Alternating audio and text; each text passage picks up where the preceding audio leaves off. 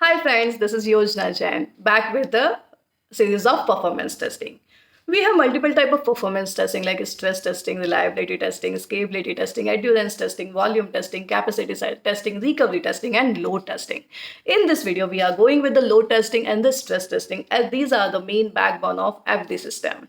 Let's focus on the load testing first. Load testing is to define the system capacity, what exactly system or server is capable of.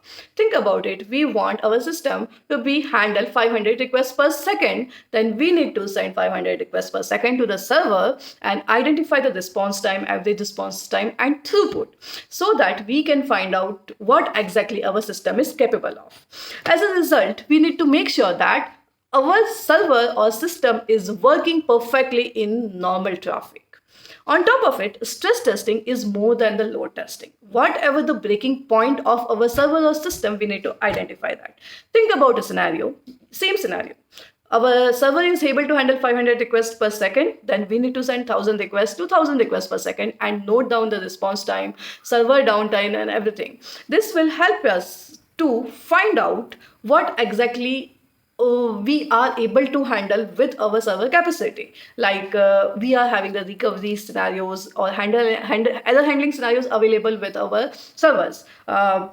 Focus is especially on stress testing is about to find out the robustness, stability, and excessive stress conditions, how behavior of our system is. Let's summarize both of them so that you are more clear with load testing and stress testing. Load testing is with a expected load like 500 requests what our server can handle it. The main point is response time should not be more than 2 seconds so that user experience doesn't downgrade.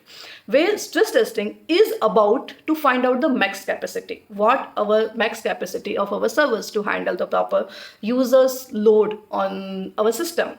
Like you have sent a 2000, will the response time increase or decrease, or system will throw the 500 or something like that? That we need to check it.